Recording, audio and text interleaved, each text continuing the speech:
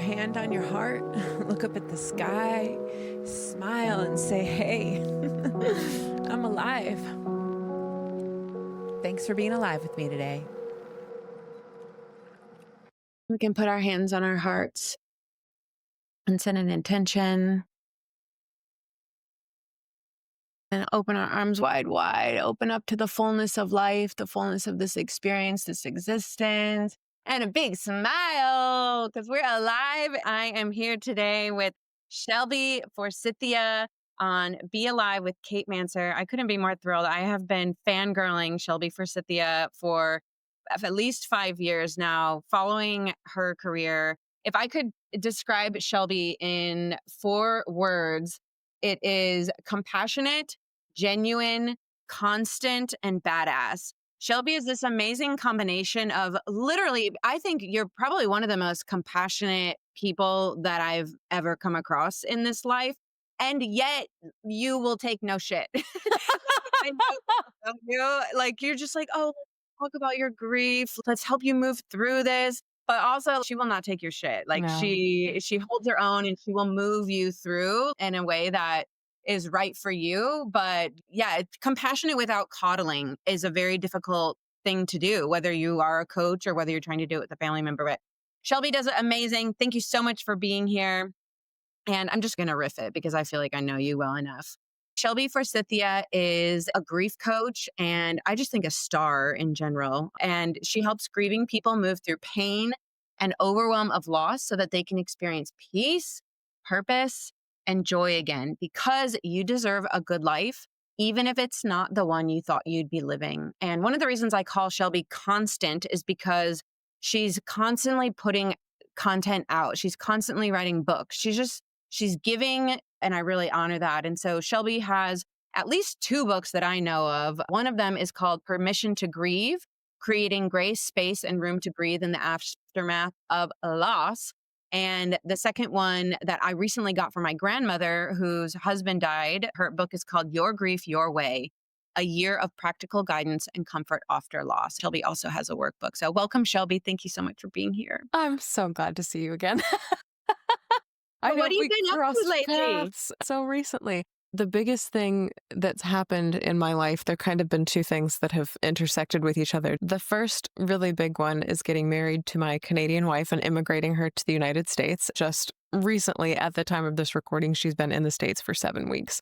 To be living with a partner for the first time, to be married and living together after 3 years of airplane travel and back and forth and the whirlwind of long distance and the chaos of long distance is a whole other experience.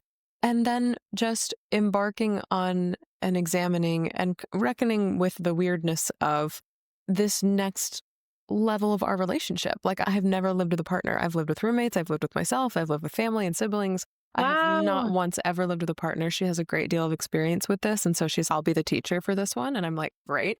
Because I'm the one who's like, I'm scared. I need the guide. I need the grief guide, or I need the experienced one to come in and be like, you're not crazy for being upset about the dishes. And then the other thing that's been happening is that I have repackaged and then reintroduced to the world a course that I created in the first few months of COVID called Life After Loss Academy. It is my magnum opus. It is the thing that I hope lives on after me, after I die.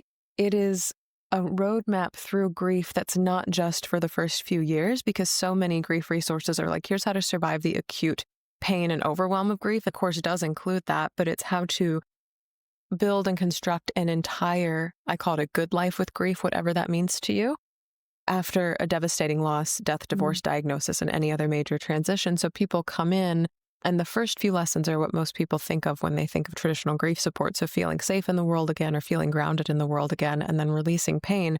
But then the next modules are like, how do you interact with other people in relationships? How do you make yourself feel safe even years and decades later when grief resurfaces? How do you stop treating grief as a thing you need to fight or overcome or get rid of? And how do you treat it as a co-partner for the rest of your life and build with it as opposed to fight against it and redirect your energy in that way? I cannot overstate how much this is changing people's lives. Wow. People who have come through this course have reconstructed relationships with family and friends they thought were estranged because they did not understand each other in grief. People have moved on from jobs and workplaces that have no room for bereavement whatsoever or no humanity for compassion. People have come in telling themselves the story, the best part of my life is over, and come out of the course being like, I'm so excited to see what comes next. So taking people from these places of great despair and stuckness and overwhelm to, I did not think this sort of life was ever possible again. And so it feels, I get chills saying things like this because Yeah. I created the thing, I created the container, I host the coaching calls, and I'm with the community the whole time. But the people in the course who actually do the work are the grieving people, and they teach each other and they cheer for each other and they mourn with each other when we experience new losses, because inevitably we do. And just building this community specifically in this course, like everything I know about grief is in here. Everything that I've taught in my books, everything that I'm still writing about today, everything anyone has ever loved about my work, I've put it all in one place. Not to be overwhelming, but to be like, this is it. If you're looking for the comprehensive, this is how you build a good life after loss. You learn to love the life that loss forced you to live. This is how you do it. And that is, I'm so proud that it's finally out in the world again as like a new and improved version. The biggest reason I overhauled it, not because there was anything wrong with the first, but because it was live.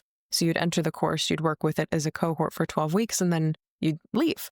And now it is built in such a way that once you're in for life and there's no pressure to rush through it, you don't have to keep up with everybody else's timeline because you get to explore your own. As new losses appear in the future, or as you find out new information about old losses, you can come back and work through things again without losing access to any of it, the community or the lessons. And those were really big requests from the 1.0 version, is please make it available all the time. And please make it so we never lose access to it and aren't rushed to complete Mhm. it. And so just the feedback coming through it, even with the dozens of students that have come through, it's like, this is the thing I needed to be in the world. And I'm just so glad it is. And it sounds like you've been building up to it. One of the things I love about, of course, you as well as your brand is the phrase grow through grief, right? Mhm. Am I getting that right? So that's something that you've been working with for many years. And if you go to Shelby's socials or her website, you'll see a lot of her photos are her in nature with things that are growing. And she's like smelling flowers and the light is shining on her hair as if she couldn't be any more angelic. But this brings up for me this idea that I found out about several years ago about the idea of PTSD, post traumatic stress disorder, as well as the concept of post traumatic growth. So, what it sounds like the Life After Grief Academy, it sounds like it's using this challenging experience of loss and of grief. But it sounds like you're doing a holistic coaching program. You're not just coaching someone through grief. I mean, if people are leaving jobs and repairing relationships, that's more than just coaching them through grief. Like you're radically changing their lives in really, it sounds like a 360 way. And that really brings up this idea of using challenge in our lives to grow, whether it's through grief, through trauma, through financial issues, through divorce, through, any of these things. So I have this fiddle leaf fig and it's going bananas. It's shot up 2 or 3 feet. It's doing so well. Other than the stalk or the trunk, I guess, is not that strong, but it's like we're leaning a little bit. And so I Googled how to strengthen your fiddle leaf fig's trunk. And I was just so floored when I saw, yes, you go up and shake it every day for 1 to 2 minutes. And of course, we are meaning making machines. I was not just talking about shaking the trunk because I went to, oh my gosh, this is a metaphor for life.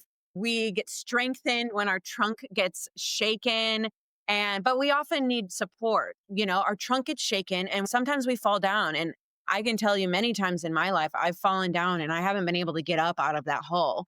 And then here comes Shelby along, the most, wise human as well as a grief coach. And you've created this academy to help people, when we're weak, to transform that into strength. So, other than the tactical stuff that you're teaching people in this course, it sounds like you're really empowering them. And so I'm curious, what would you say is the top one or top couple of things that people need to tap into in order to go from being broken, crying on the floor and, loss of joy in life to being changing jobs and repairing relationships? What are these qualities that you think these tactics and techniques that you work with, what do you think that they stoke that we need to move through that? Yeah, I think that's a great question. I think the first one that I start with in Life After Loss Academy, and the reason I built it this way, is getting grounded, and not because you need to be blissed out in order to cope with grief, but because grief is such a trunk shaking experience. I actually use the model. I'm a florist part time a few days a week. And so, like, plant metaphors really resonate with me. And there's a Oh, reason I good. incorporate like growth and plants and flowers into everything I do. I'm like, I have a story about grief for almost every plant I've ever touched. And getting grounded is not about being blissed out or being zen and then being able to work through your grief from like an enlightened place, because I think that's what a lot of people perceive right now when they think of getting grounded. Very similar to self-care is a bubble bath. I'm like, no, it's not. Getting grounded in the aftermath of loss is finding ways to feel safe in a world where loss has taught you that anything can happen at any time to anyone. And to live in a world where that is true, and loss has intimately taught it after my mother died from breast cancer, after my best friend died from COVID, both very sudden losses. And after being dumped by a person I was engaged to, also very suddenly, like my whole brain all the time is like, anything can Yeah. happen to anyone. That's the song I'm singing all the time. Yeah. And to be grounded is not to say, I'm going to ignore the fact that's true and get blissed out and find enlightenment. It's, I'm going to create pockets of safety within my day or within myself that I can make decisions from, that I can feel safe enough or vulnerable enough or comfortable enough to engage with grief and these darker, harder emotions that I know I'm feeling: anger, guilt, pain, rage. List keeps on going. And also feeling grounded is, how do I keep tying in memories of people that I want to take with me? Whether they be people I have personally loved and lost who have died, or I often tell people who don't have a lot of mentors or pictures of life after loss to look to, favorite characters from books, movies, and television who are celebrities or public figures who have made it through really hard things that you can emulate. Or collecting all of these grounding resources is the first thing that I teach, so that when we get to these quote unquote higher level activities like reforming relationships, potentially leaving jobs. And by the way, I'm not telling anybody to quit their job, but by working through the course, so many people have recognized I deserve a good life after loss. Mhm. I'm not required to settle just because I am grieving. Grief does not make me lesser and should not make me lesser in the eyes of other people. It actually makes me more stronger, better, more empathetic, more compassionate, more just expanded. And in the third module of the course, I talk about, in integrating grief into your life, grief is like wearing a permanent set of glasses that you can't take off. You're now wearing grief glasses, and everything you see, whether it's a TV show, your next door neighbor walking their elderly dog, leaves turning colors in the fall, everything you see now is through the lens of grief. We are all here, we will all die, and it's not bad, but you now know, and you can't unknow. And so taking that into your job, into your relationships, into your meaning making, your reason for living. So many people choose to change their lives in such drastic ways after encountering grief, and that's not a bad thing. But when you're wearing grief glasses, of course, your life cannot be different or cannot be the same as it was in the time when you were not wearing grief glasses. That's the impact of grief. And so the whole kind of gist of the course is that your life has changed by loss.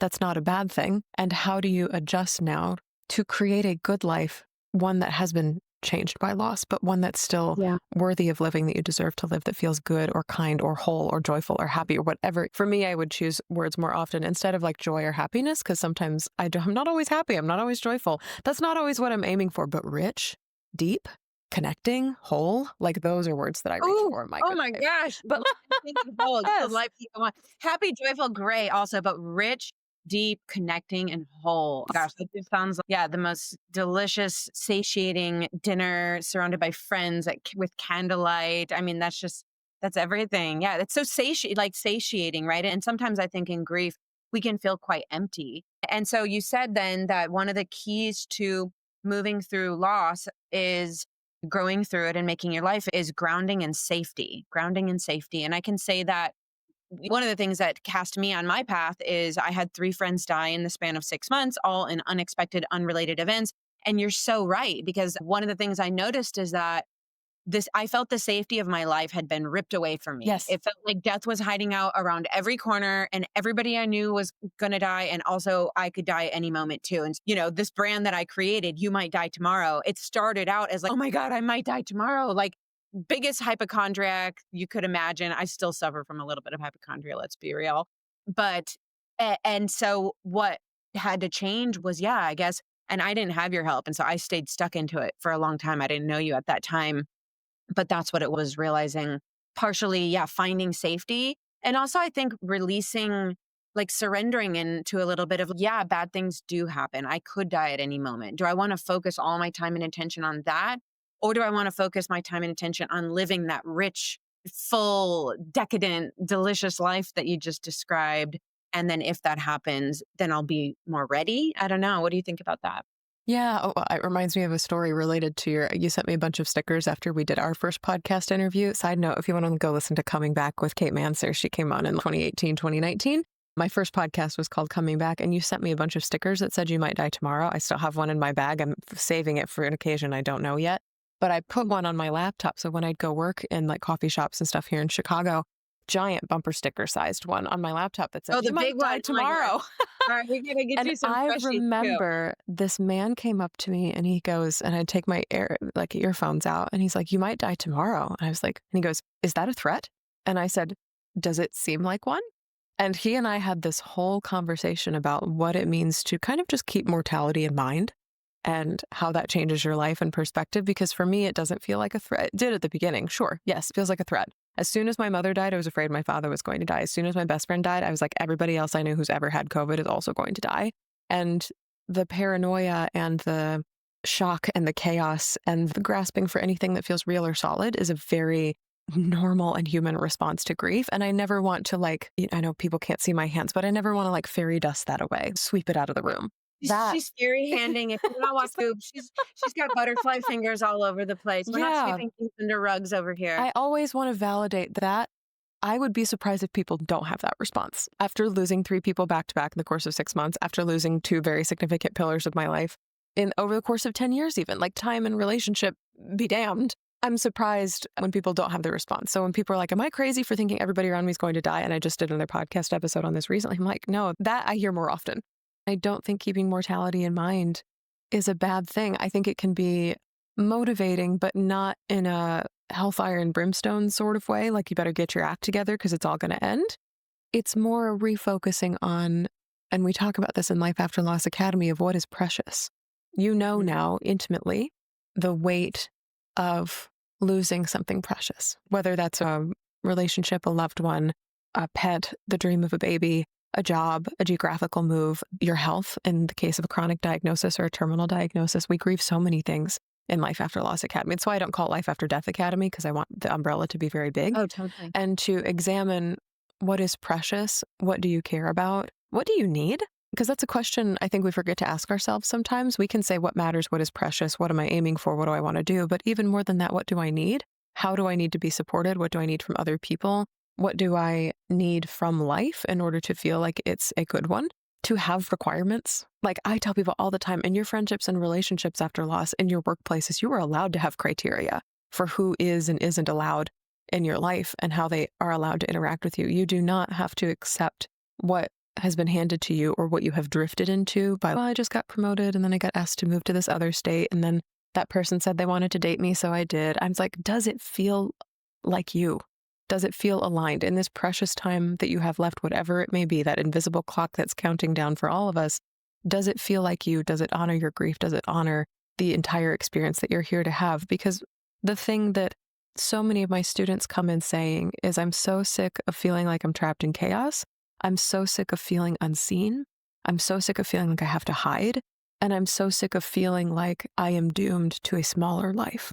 And I always get emotional talking about this one, but this story that the very best part of my life is over and nothing good comes after this. And because of all these circumstances, because no one in my world gets me, because I just go to work and I'm a robot and then I come home and I cry it all out, because the person I love the most is no longer here. Like these are all very real things that we live in. And in life after loss, what I always try and urge people to is, once you feel safe in the world again, and once you have tools for releasing how you thought it should go, okay, here's expectation. Here's what life was supposed to have been, however realistic or not. We don't care about that, but here's what it was supposed to be. And then here's what life ripped away. And how do we grieve that? Then how do we start building a life for you that actually feels good, that honors everything you've lost, that honors all of who you are and how grief has changed you? We never stop looking away from that, or we never ask it to go away. That fact that loss has changed you, or the fact that you now know that you're going to die, it gets folded in and incorporated into everything that comes forward into the future, so that no part of you is forced to the shadows or forced to be forgotten. because I think that's such a big pain point for so many grievers. And our society encourages that with a move on, just get over it language, as if there are pieces of us that can just be left back there. It's just not real. It's not a human way to live. And so, larger than grief, in the course, what I'm actually teaching people, like, here's how to be human, knowing that you are going to die. It's here's how to feel safe in a world where anything can happen because uncertainty is the nature of humanity. Here's how to deal with really hard things like pain. Here's how to remember everything you've been through and move forward still and to feel like you're growing through it. Here's how to cultivate relationships that feel nourishing to your spirit instead of draining. And here's how to live a good life, even though all of this is true.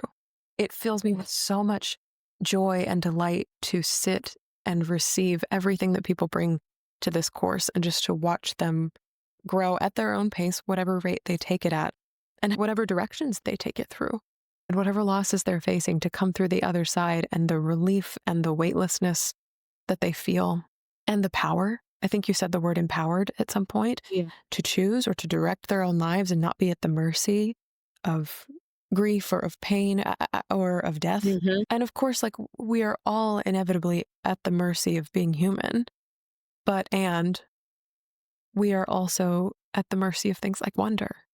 And it just fills up my whole heart to be a carrier of both until people can carry it for themselves, Yeah. like a holder of hope until I can give it back to them and say, this actually belongs to you. And you're such an incredible steward of that. And it makes me think about, I don't know why, but I have this image of Joni Mitchell in my mind, right? Like Joni I'm Mitchell, when flattered.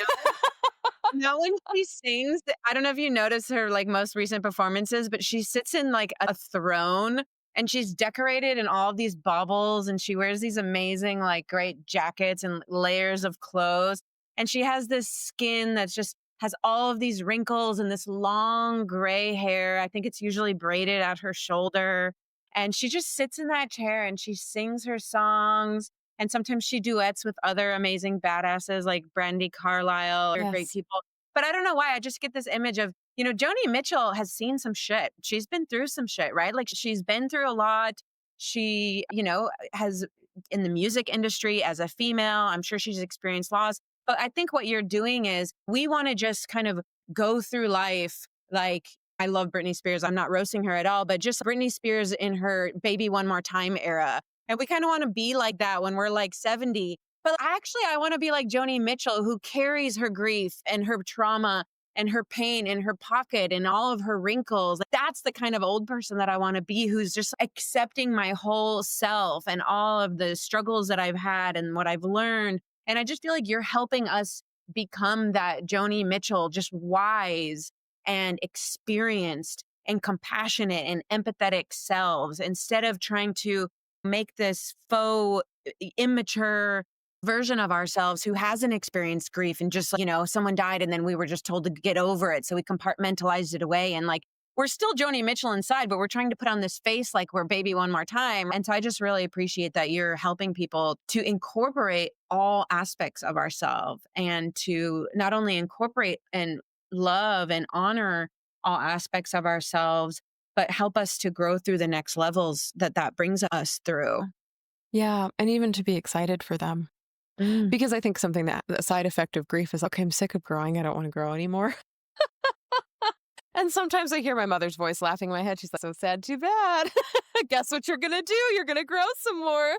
And to have people not exiting the course because you're never really you're done with the material. You're not ever done growing through grief, but to come through away from all the lessons and to say, I'm actually looking forward to whatever comes next because I feel equipped enough to handle the hard things and curious enough to learn who I'm going to become through all of it. That's really exciting. In the midst of my mother's death, I was like, this is right before she died. That's the best I'll ever be. Mm. I was wrong.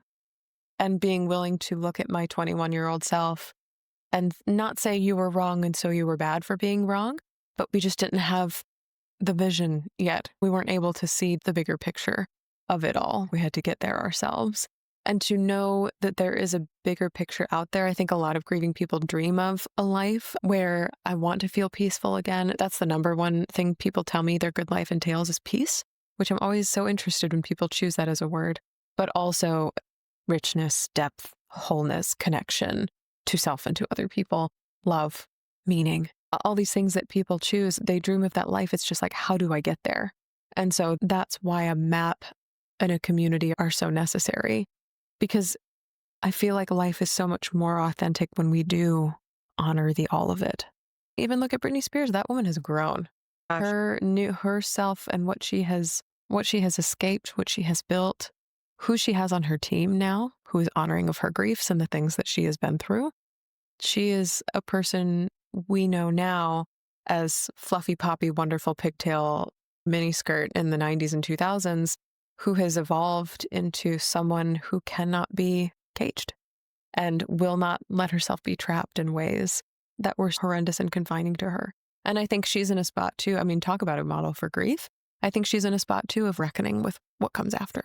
And I don't know a whole lot about her life, so I can't speak too broadly to it, but I was riding the wave pop culturally when the conservatorship ended. And so to know now that she is a person who has come out of something that felt confining or overwhelming that she was at the mercy of, and to now be out of it legally, and then to be building a life on the other side of that, I'm like, there's a model for grief in there too.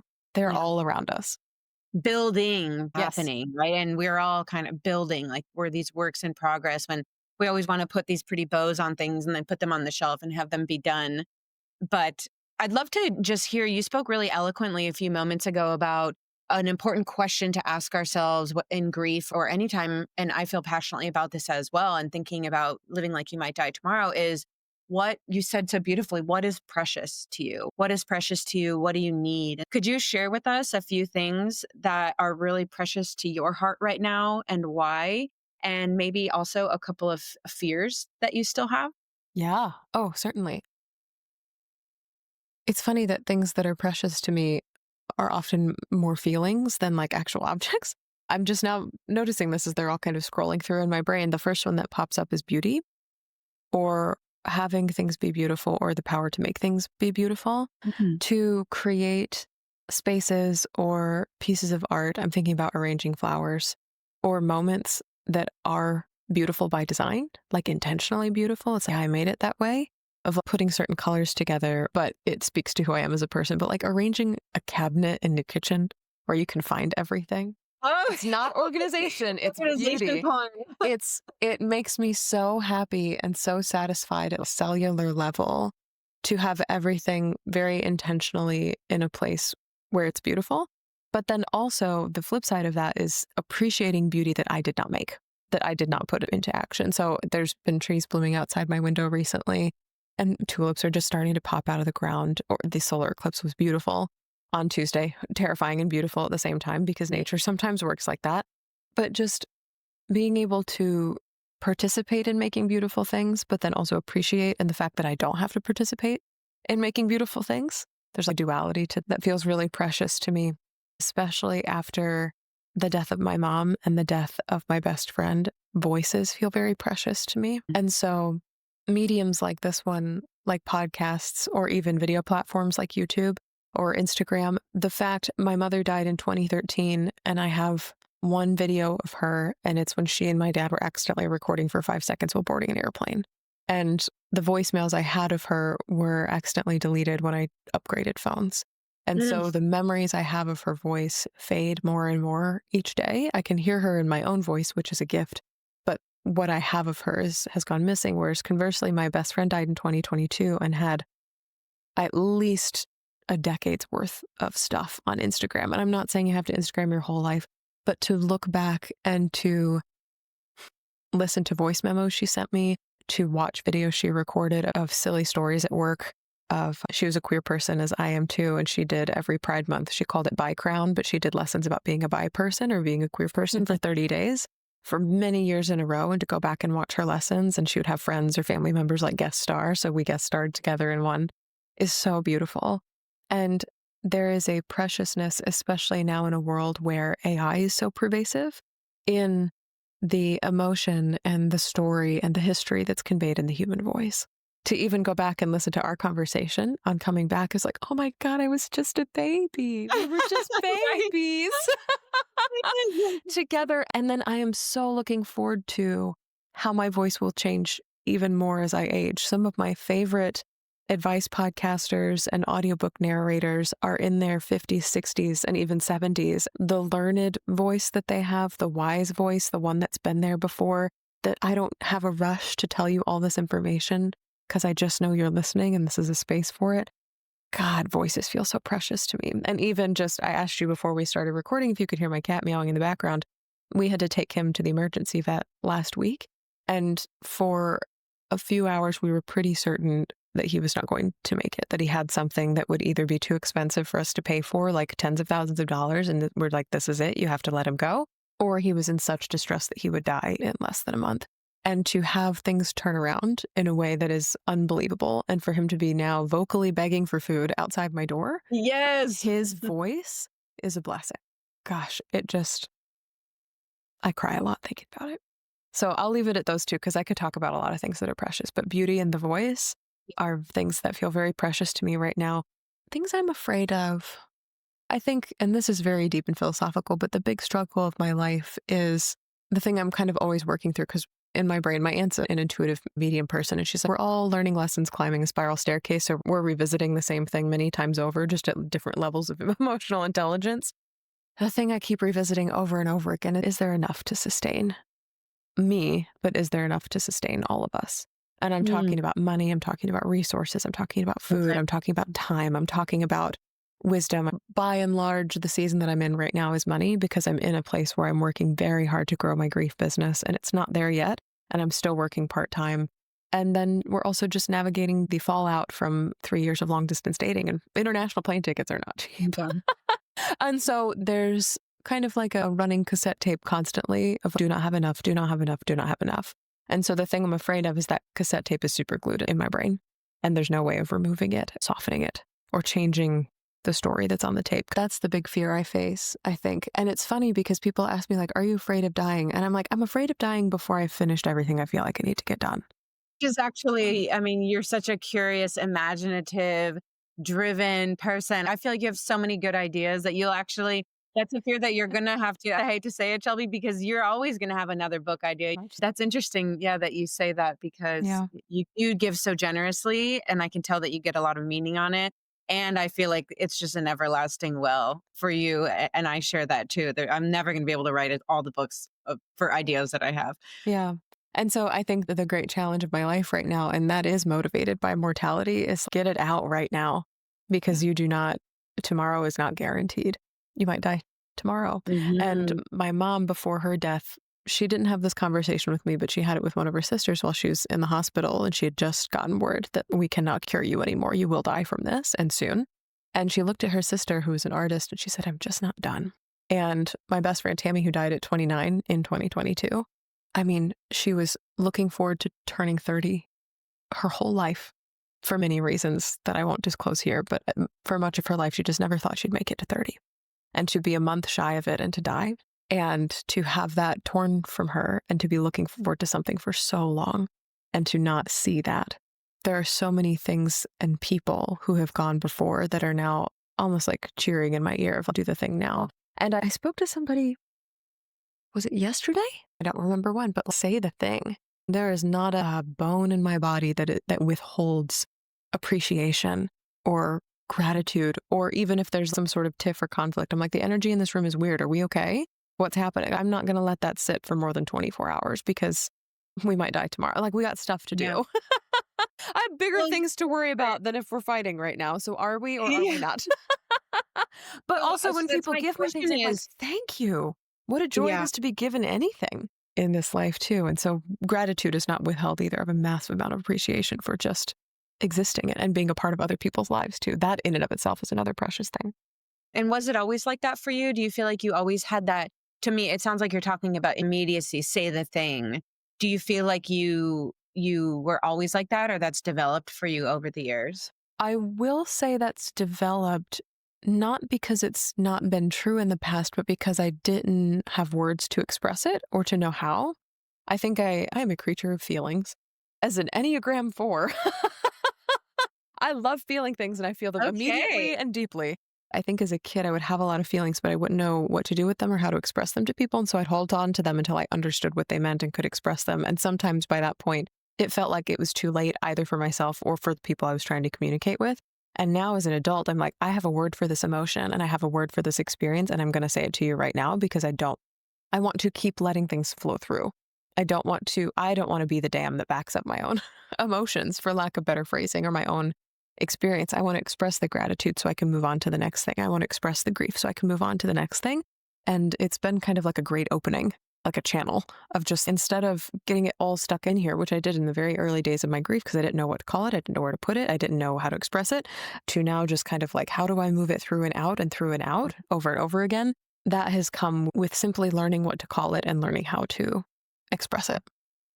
And thank you so much for sharing your fear with us. I think a lot of us battle, wrestle, roll around on the floor with feelings of scarcity, and which it sounds like that's a little bit of to what you might be feeling is these feelings of scarcity. Oh, there's not enough resources. This idea that we're just behind. I struggle with it a lot recently with time. I'm like, oh, I'm thinking that I don't have enough time. And then it ends up that I don't have enough time. And I'm wondering like, oh, like how much am I programming that? But you spoke so eloquently about a time when you were able to reprogram your mind from maybe holding back or not knowing how to express your feelings to now you're just this channel. You've really trained yourself, I feel, and I really admire how you've trained yourself in this immediacy of having a feeling, whether it's about love, whether it's about setting a boundary, creating that open channel, and you've successfully reprogrammed that. So I have all the faith in the world that if you desire to reprogram your feelings of scarcity, that you will be able to do that and then teach the rest of us. And it's something that I've been working with for several years. I was in the deepest depression of my life in 2022.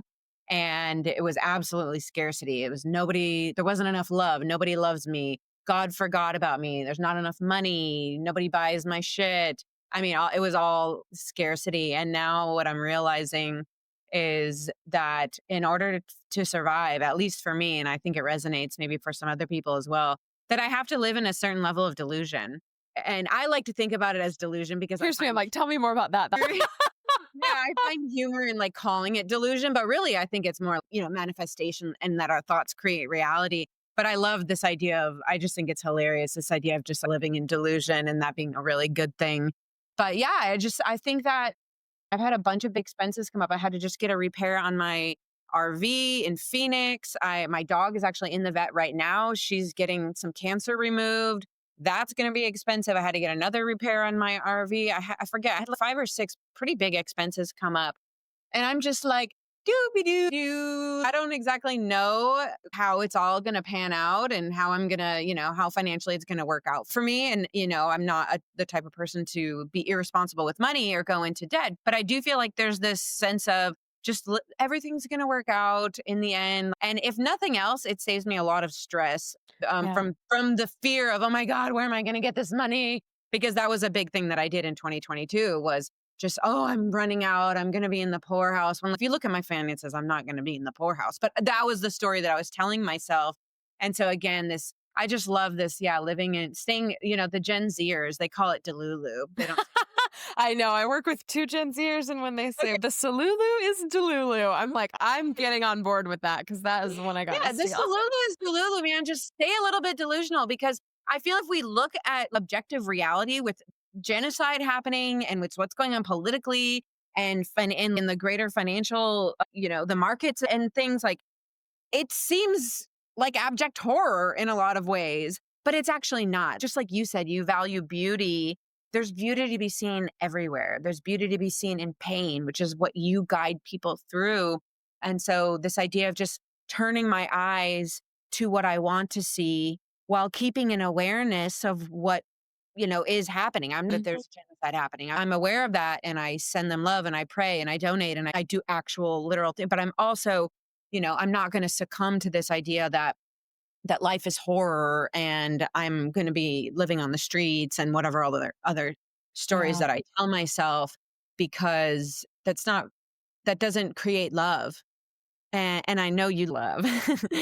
You are a person who exudes love. That was actually one of the questions that I wrote down was when I'm thinking about you, you exude compassion, really, just in this beautiful way with the edge of badassery, as we discussed earlier. And we talked about what is precious to you, and you so vulnerably just shared one of your incredible fears. A few years ago, I heard something that I wrote it down on this little green post-it, and I wrote down, "How can I be more loving?" question mark. And it's been stuck up, and now it's been covered in different face washes and lotions that have spilled in my cabinet.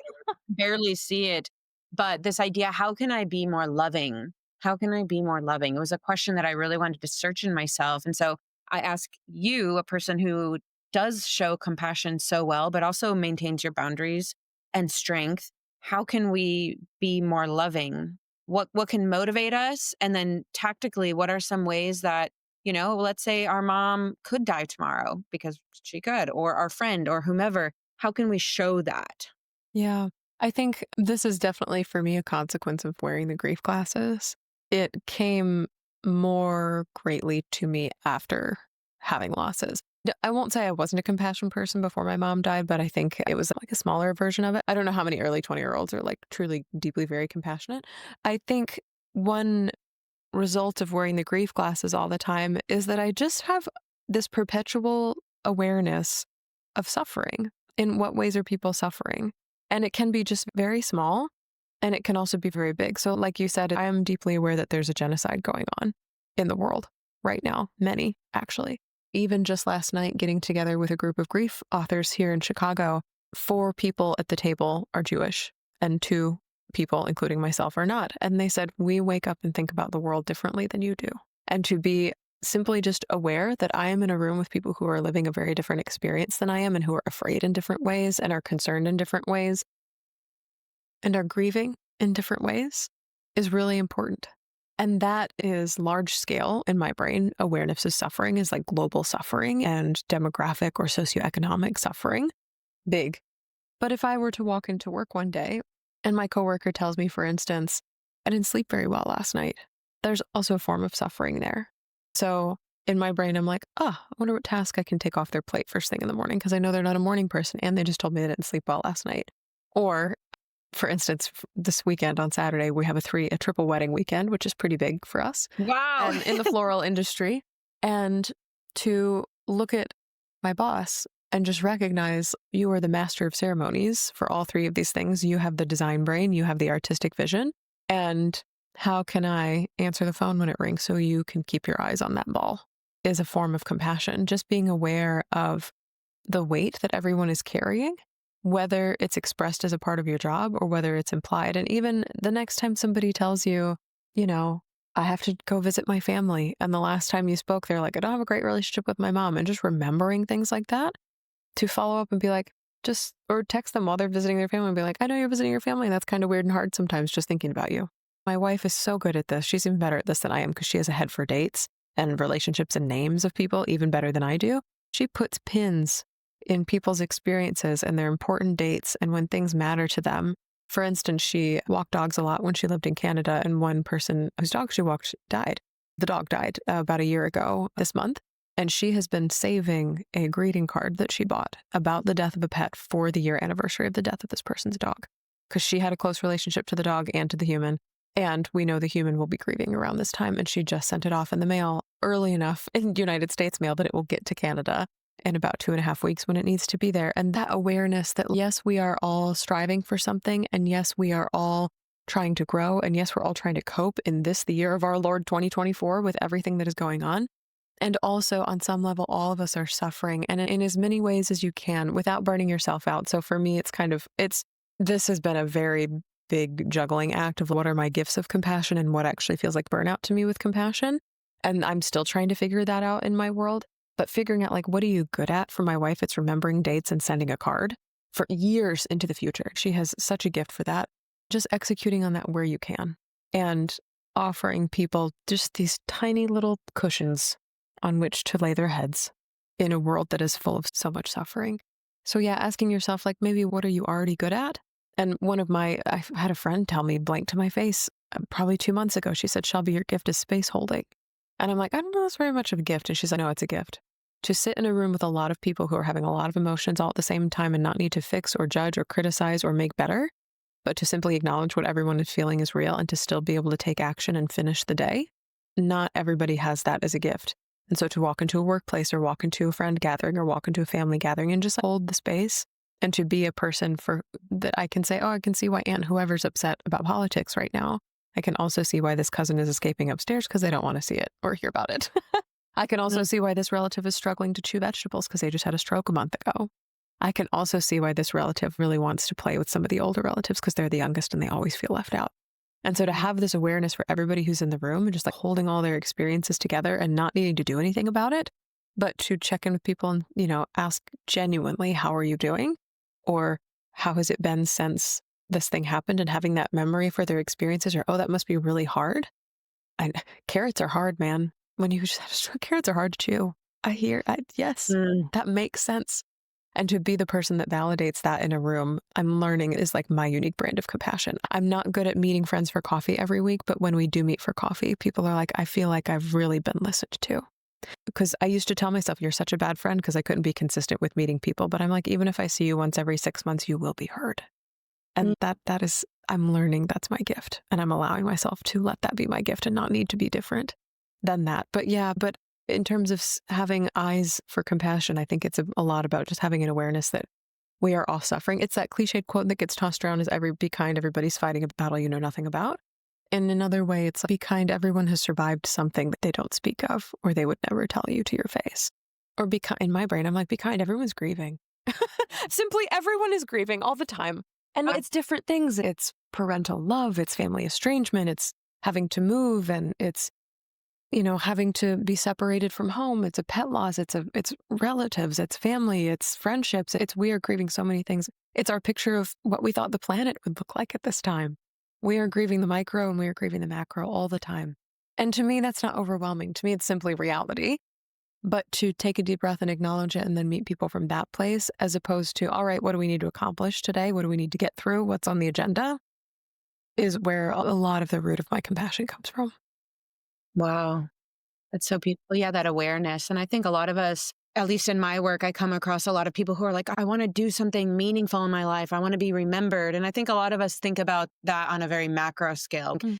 We want to start a nonprofit or write a book or, win awards or be famous. And those are all great. Those are also wonderful. But I think what you're touching on here is such a beautiful way to be treasured by other people is to just give them a few moments of our energy, right? Our time and our energy, I believe, are our most precious resources. We can always make more money, but if we don't have our energy, our health, as well as our time, that's our other precious resource. And we want to keep that for ourselves because we have big dreams. There's things that we want to do, but to share a little bit of that time and that energy with someone, to really be present as you do so well, holding space. Your superpower is holding space. Your superpower is compassion. That's truly priceless. And I think it's one of the most beautiful gifts that we can share with another person. You have experienced a lot of loss. Your mom passed away. Your good friend died at only 29. But then you also personally had a near death experience. I'd like to just dig into, just tell us kind of what happened. We don't need to go into the medical details or anything, but tell us what happened and how has that experience of having a near death experience, how did it impact your life in the short term and the long term? And I believe we have something to celebrate here. So I want to hear about that as Oh, well. yeah. This happened during COVID. I moved from Chicago to Washington State. I told my best friend and my roommate at the time, I said, I'm moving to Washington State. I said, I'm either going to go to grad school or meet the love of my life. I'll be back in a year. I was like, I don't know which one it Into is, but something existence. big is over there. I have to leave. I'm coming home though. Like, this is not a permanent move because the sun sets in the west over the water on the West Coast, and that has never felt aligned to me. Being a North Carolina and Chicago person, I'm like, the sun comes up over the water in the east and goes down over the land in the west. And so the West Coast has always felt sort of disorienting to me. But I was like, I have to be out there for some reason. And during COVID, I was like, I need green, I need quiet. And those were things that Chicago, as a center of a lot of political action in 2020, was not. A great cocktail of medical events happened to precede a seizure that I had when I was out there. I knew I wasn't feeling well, and I had a friend take me to an urgent care the day before, and the last thing I did that I remember was drink soup and text friends, I think on a Monday, that I was like, I'm still not feeling well. And when they didn't hear from me after, I don't know, 12, 24 hours, One of them was a nurse and another one just lived nearby. They showed up to my house and I lived alone in an apartment. They heard my cat freaking out on the other side of the door and they broke down the door. They called paramedics to break down the door and they found me unconscious in puddles of vomit all over my bed, all over the floor, and no one knew what had happened. And so they dumped the cat off with the neighbors. They said, "We're going to the hospital. We got to figure out what's just happened." And essentially what had happened is I had been sick for so many days, just out every orifice of my body, that I had just run out of salt. And Mhm. the seizure that followed was so great that I did not wake up in the hospital until 3 days later on March 31st. And when I woke up, I asked my friend, because it was during COVID, so only one person could come see you at a time the whole time you're in the hospital. So it's not like you can have a different friend every day. It's like you designate one friend and that's the only person allowed in or out who can come see you. And I looked at my friend, I remember seeing her sitting in a chair and my contacts were still in. And that's one of my 5 days first later. thoughts. I was like, why are my contacts still in? And I looked at her and I was like, am I dreaming? And she said, no. And I knew it was very serious when I heard the tone in her voice. And it I hesitate sometimes to refer to it as a near-death experience, not because I didn't almost die. I certainly did. If I had been left there on my own, I would not have been okay if no one had come to check on me. So I'm glad. I thank myself for continuing to reach out for help and tell people I was not doing well, because that's the only way they would have known to come and get me. I did not see a light. I did not see loved ones who had died. I did not ascend to heaven, interact with God, and then come back. I did not have any sort of go through a tunnel and then you get to the other side, but then you're like, it's not your time and they send you back. I did not have any of that. I felt like I had been dreaming for a very long time. That kind of floaty sense that you're not really in your body and then suddenly I'd returned. There was no astral projection. Nothing that you read about in Chicken Soup for the Soul book happened to me, but I did wake up after something I could have certainly died from. And so I've started calling it a near-death experience. Mhm. But when I woke up, I lost the ability to speak normally or to remember things well. I remember one of the doctors came in the room because they were kind of sure about who I was, but didn't have all of the information of who I was or how old I was. And they're like, do you know your social security number? I was like, yeah. And I started reciting numbers. And my friend was like, that's not right. She's like, don't know what her social security number is, but that's not right. And I knew it wasn't correct. And I couldn't tell anybody that I was reaching for a number, but that wasn't the right one. That And wasn't it. it was so terrifying and frustrating to be trapped inside of that experience where my brain knew I want to say the word leeway, give me some leeway, but instead I said Leroy. And so I would have these experiences of trying to put words and language together. And as a writer and a speaker and a podcaster and author, like all that was very terrifying to me. The kind of cool thing that happened though, and something that I still am not sure of the root cause of, is also when I woke up, my phone was dead. It had been very dead for a while. And so when it was charged again, I had all these text messages from people, from my boss at the time and my coworkers at the time, to my friends and my family that were checking on me because they all knew I wasn't feeling well. But when I feel bad, everyone knows about it. Which I guess is kind of the blessing of being an extrovert. But I'm like, I'm telling everybody I'm not a wounded animal that runs away to hide. I'm the child that announces in the middle of the dinner party, I'm going to throw up. I remember I looked at all the names of all these people and I did not recognize who they were. I saw their contact names and I was like, I don't know who that is. But by looking at the pictures that I had saved in my phone, I knew whether or not I liked them. So my Mhm. coworkers at the time, I was working for like a telehealth company where I felt very powerless to help the people that we were serving. They were often on Medicare or Medicaid, and they really needed more than somebody to talk to, but that's all I could be to them. The coworkers from that job who were trying to contact me and ask why I wasn't coming to work, I was like, I don't want to respond to those people. And that's all I knew in my brain is I don't really like them. But my then not even girlfriend, Mhm. I had just started talking to the person who is now my wife. I saw her picture in my text messages just checking on me after 3 days of silence in the first 4 to 5 weeks of us dating. She must have thought that I just abandoned her and ghosted her forever. But I saw her picture and I was like, I don't know who that is, but I like her. And I had the same reaction to my best friend, Intuition, pure same intuition, reaction to right? my Because your sister. brain, the Just, logic is yeah. not engaged. It's just, oh, that it's like energetically. Yes, it was like all the social niceties and norms turned off, and just the intuition of, do we like this person? Yeah, Like, kind of like when a dog will smell you and decide whether or not it likes you totally. in an instant. It was very much that. I operated with that for probably about a month or so, and then it kind of faded away, I replaced feel the like other you things. But messaged me or I reached out to you for something and you messaged me at one point saying that for whatever reason I had come into your mind shortly after. I haven't looked at the message in a little while, but you were saying, I remember you said for whatever reason, like shortly after you were in the hospital, it had come into your mind. And that was always just really stuck with me. What an interesting thing for a thinker like you and someone who is so verbal to be able to experience your life like that and live to tell the tale, Yeah. right? And to watch myself relearn words to kind of grasp things again.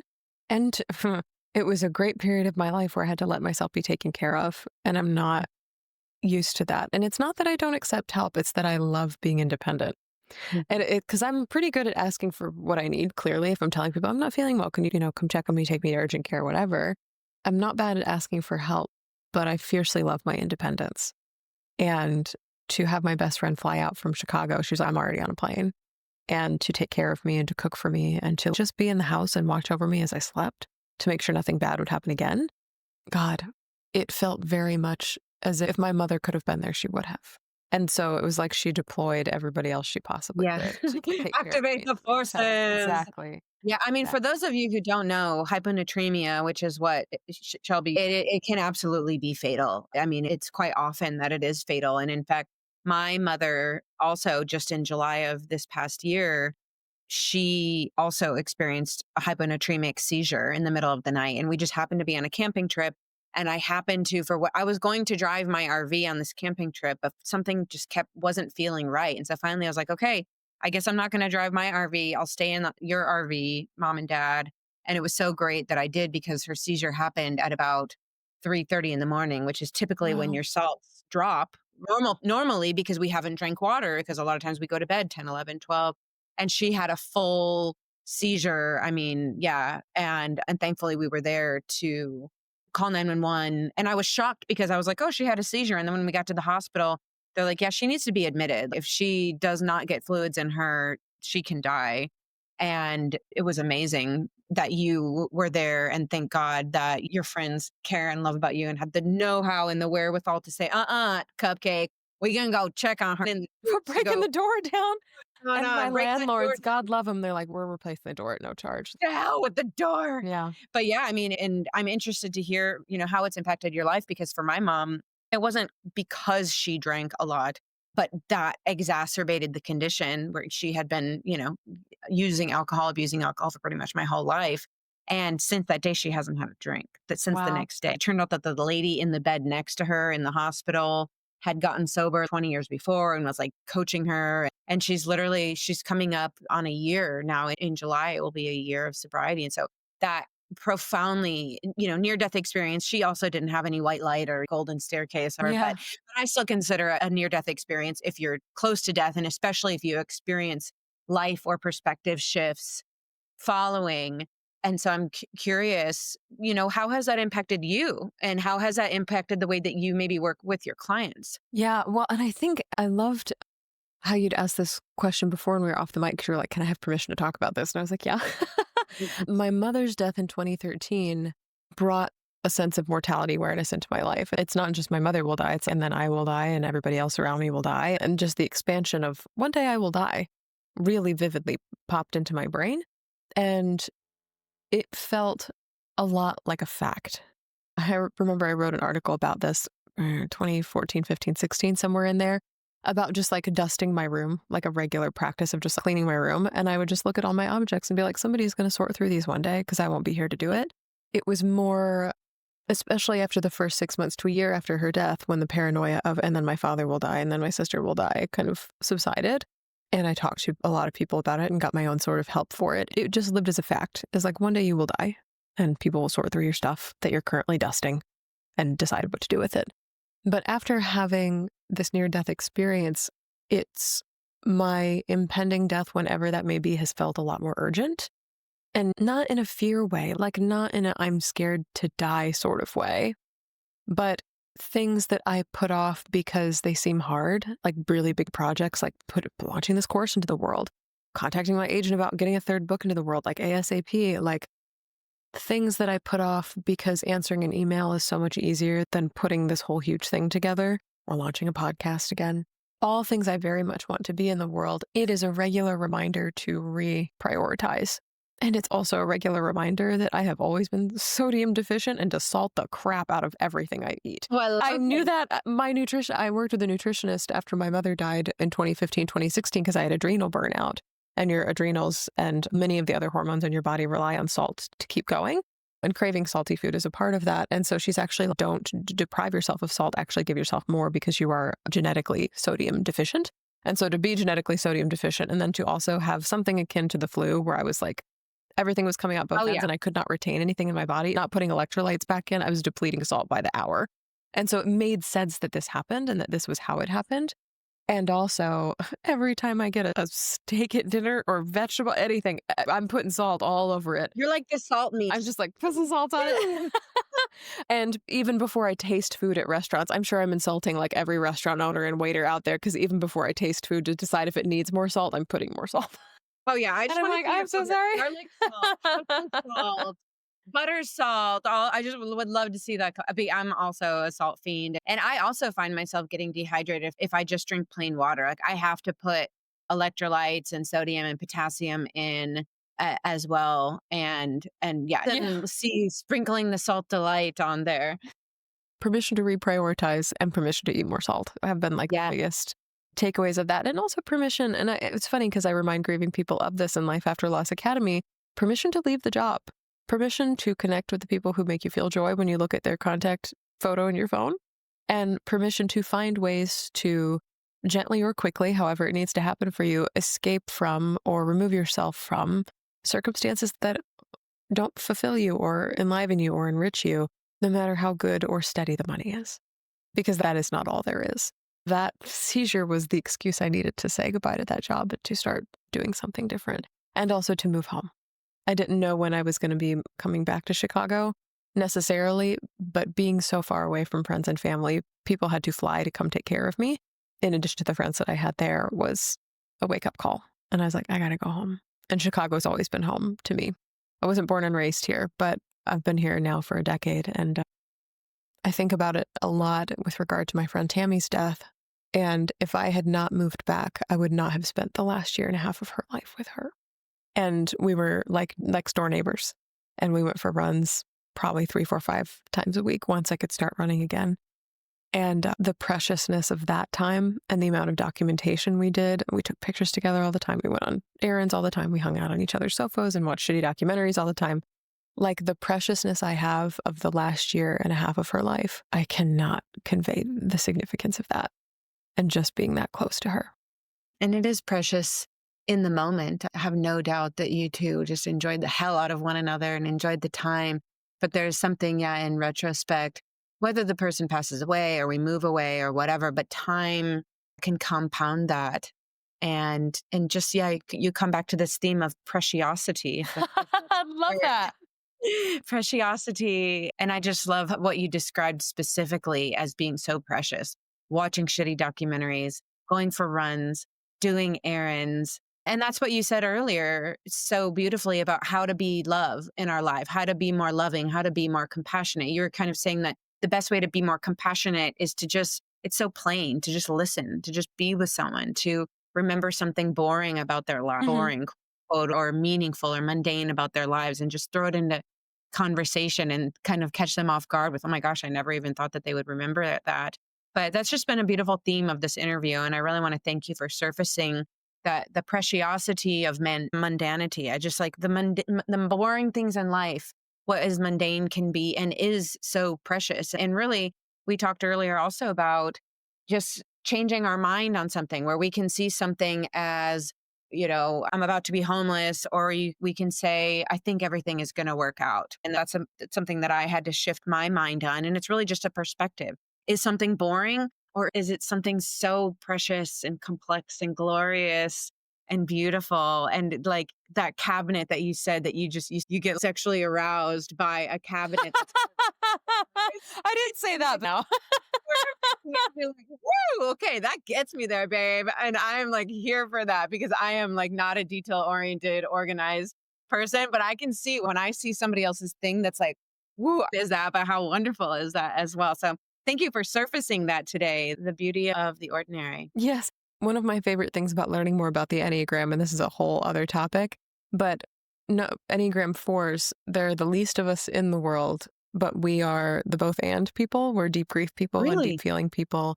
The imagery that people use for 4s is like the tortured artist or the angry musician or the sad poet or whatever they may deign to be. But one positive way to look at being a 4 and their orientation and viewpoint towards the world is to romanticize your life, every single minutia of it. Mm, And so to right. literally appreciate an organized cabinet is like the pinnacle of beauty in my life, as much as it is to design a $300 Will You Marry Me flower arrangement, which is also a Yes. pinnacle of my life. Oh, So it all belongs, it all matters, it's all gorgeous. My wife calls it the all of the everything. It's a really lovely practice to keep returning to over and over again yeah. is how can I romanticize this? Even things like waiting in line or like getting so impatient with somebody who just will not stop talking about a topic you have absolutely no interest in, to shift perspective and be like, how can I romanticize this? Can I tell myself the story that they're telling me this because a spouse died and they have no one else to tell this to? Or that they consider me a safe place, which how romantic and wonderful is that? To be considered a safe place for even the most uninteresting conversation I can imagine.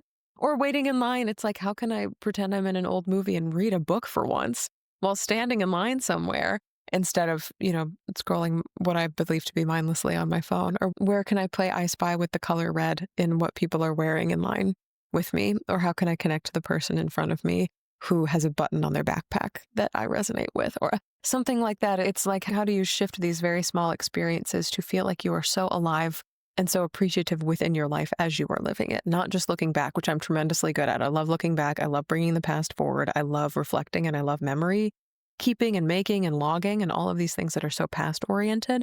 But when it comes to the present, it's like, how do I make the present romantic, even grief? It's a really fun, almost like a game or challenge that I try and Mm. play with myself.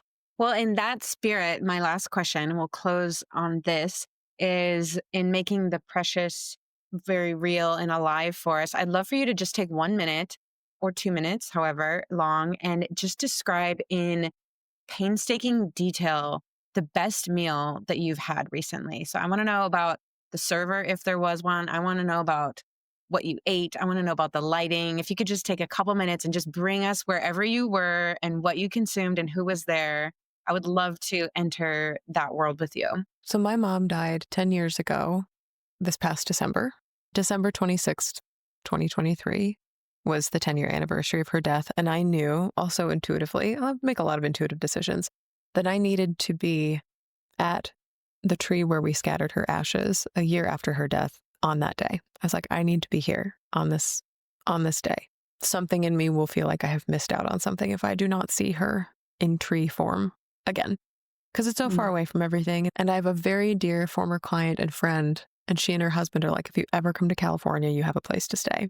And so we stayed at their place, and God love her, she filled their guest house with OG old school maps of Highway 1 and the California coast from about maybe like a Crescent City area up to where the redwoods were where we were going. Mm. And she put markers of their favorite stopping places, because they'd done this drive many times before, of their favorite stopping places, their favorite restaurants, their favorite hotels, like whatever you want to do, Just in case. in pencil on this map in her beautiful handwriting.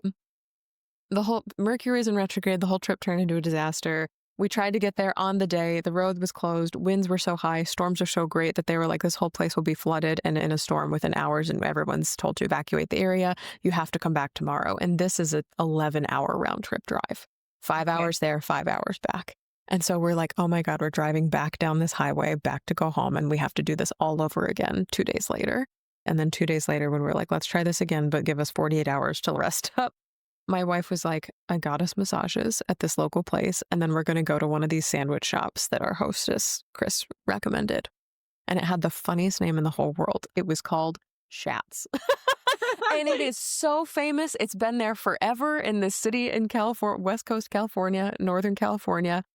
And it is it a Danish bakery? It was based on bread, and then they've expanded from there to like full on You got sandwich me at shop. bread. I'm So just the baked goods, the sandwiches. My wife got this incredible, I don't even know everything that was on her sandwich because mine was so good. I'm going to focus on it, describing mine. But hers was like some sort of sourdough, pesto, bacon, tomato, lettuce concoction with avocado something on it. And then mine, and I love like a sweet savory sandwich, was like, and I'm from the South, so it was like pulled pork barbecue with some sort of jam on it, cheese, caramelized onions, and they had, Mm, blessed be to all the gods and goddesses in the world, gluten-free bread. Because I'm a yes. gluten-free babe, and any place I can go, any bakery I can walk into, and they say we have gluten-free shit, and it's not just a macaron. Yeah. We sat across from each other, and these were so honkin'. They were huge. And it had been such a rainy day. We drove through rain to get there. The rain was letting up. It was misty outside. And it's just this little Mm, cafe. People are there with their families, people just walking by and like a downtown sort of city area. And we are cozy inside. Heat's going. The servers come and pick up people's plates as we're going and eating these huge, enormous, warm, like toasted panini press style made with love. homemade sandwiches. And it was so funny. We giggled because they bring little cups of fruit as your side. We're like, we don't even need that. We're going to Yeah. eat it because it's here, but like, we don't even need that because the main event is already so spectacular. We could not even believe our luck. And on our way out, we visited the pastry case and she got a chocolate coconut cake thing. And then I Mm, got a flourless chocolate raspberry something or other. And so we had car treats for later. So we had this gorgeous meal after a day of just what felt like unrelenting rain, storm, trial, tears, tragedy, revisiting. It's the 10th mhm, anniversary and I'm not there and it feels like losing her all over again. And the park ranger we met, he was like, my mother just died 3 months ago in September, so I mm. know what you're going through and this is really hard, but I can't let you pass. Like just these whole conversations and just driving through the rain unrelentingly. And then having that be our rest day in between of not only are you getting a massage, you are getting a sandwich and it's the best sandwich you've ever eaten in your whole Oh, life. We looked at each other and we're like, this is all we ever need. We can travel all we want. We can see the world's most beautiful places, but I am the yes. happiest when I am in a place eating incredible food across from people I really love. And the pinnacle of that, and I believe we took pictures also. So we have now like an album of each other grinning over these stupidly enormous sandwiches from Shat's Bakery in California. So if you're ever there, get yourself a paper map, write it down. I think they have 2 or 3 locations, but oh my goodness, it was the best. Blew Panera out of the water and then Oh, like yeah. into last century. Like you will never eat a sandwich as good as the one you will have there. Mm. Yes, you know, at least in the micro, and you were just able to surrender into this incredible sandwich and be taken care of by the staff, have the Mhm. sandwich made with love. So were you able to go see your mom in free? We made a plan to drive up and then camp out in a hotel overnight and then drive the rest of the way the next morning. And so we actually got to see her around sunrise time, which Mm. felt so much more like her, what she would have wanted. And then there was also no rush to leave because the way we had plotted it out before, we'd be getting there at like 4 p.m., which in the winter is sunset time. And so you get in, you get out. And I had no memory for how long the hike was or how far up it was. And we had no hiking gear, flashlights. We were going in totally unprepared. But I was like, we did this last time in our street shoes. We drove a minivan up Highway 1 with 7 people in it and a box of ashes and just like, winged it with the permits and everything we needed. You do need a permit to scatter cremains in a national park. So please get one if you're ever doing this. But yes, we arrived there 2 days later, the morning of the 28th, and said hello and sang to the tree and took pictures with it and just made enough of a memory 10 years later that I feel sustained, if not for the next 10 years, then really for the rest of my life. I Mm. looked at Heather when we drove away and I said, this experience of her and seeing her and being here was so good. I don't know that I'll ever need to come back. Like I feel like I've sealed something up, like I have bookended a chapter by being here and just being taken care of by this former grief client who is now a hostess to us and put this on a map. Like I didn't have to go onto Yelp and find a place to eat. It's a weird name, but try it out There. anyway. Yeah. You blindly followed and were led to the promised It land. truly was. And And in the promised land, there were sandwiches.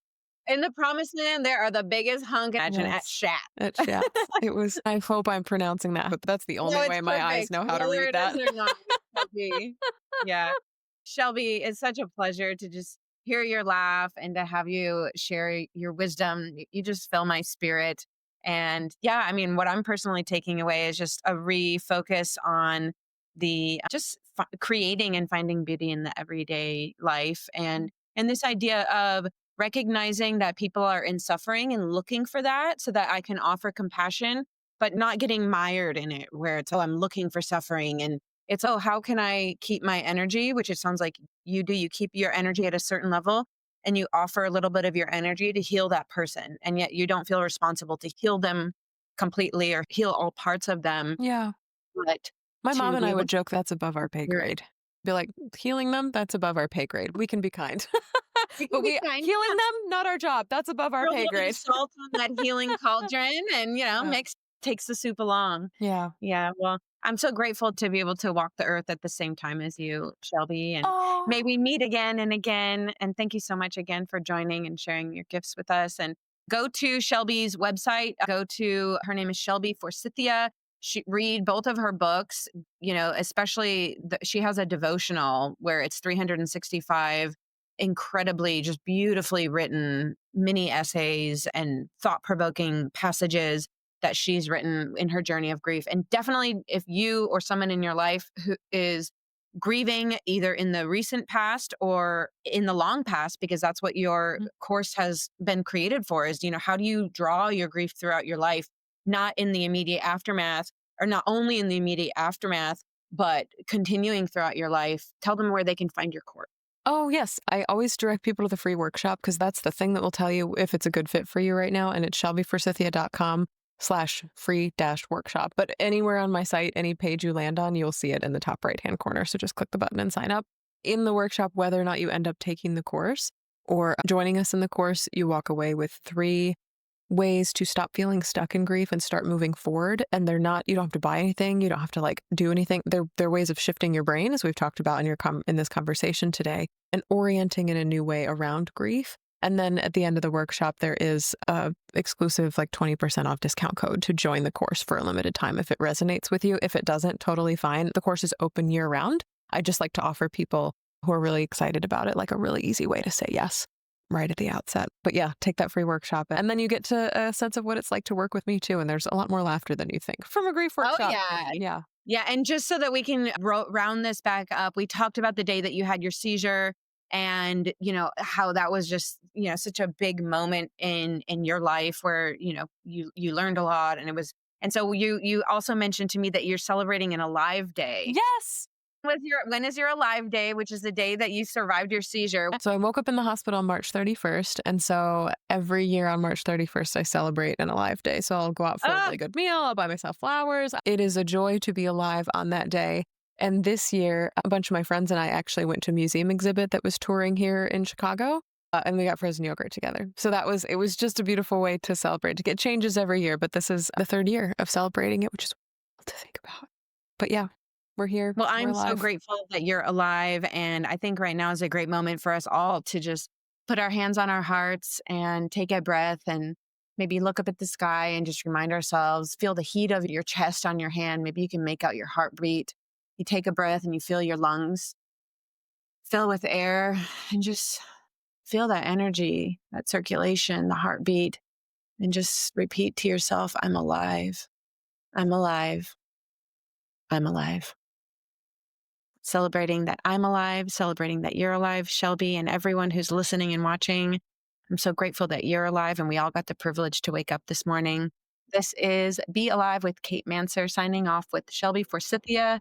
Thank you for joining us today. Lots of love. Hey, y'all. Thank you so much for listening to this episode. If you are watching this, I have the camera down so that you can see Pajamas right here. She's just snoozing away. I'm here with Pajamas to say thank you for listening. Thank you for watching. Thank you for being here and being part of this community. It is just an absolute honor to bring this show to you. I know that when I create these episodes for you, I am having so much fun and I get such a jazz out of bringing this content to you and just sharing my life with you along the way. So please, if you could, whether you're watching this or listening, leave a comment, do a subscribe, and share this with a friend. Be like, hey, there's this woman, Kate, and she calls herself an inspirer, and I think you might like her stuff too. I'd love to continue to grow this community and continue to bring even more amazing podcasts and stories to you. With all my love from Kate and Pajamas. Bye.